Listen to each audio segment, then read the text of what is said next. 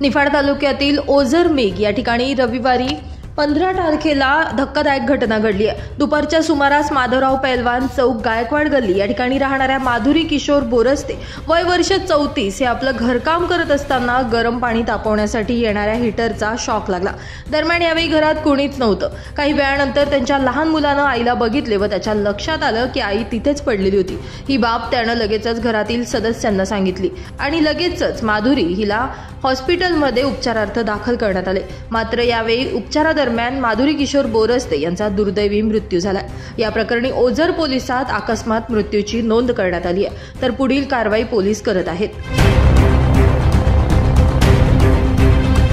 Bureau report, Nashik माझा news, Ozar.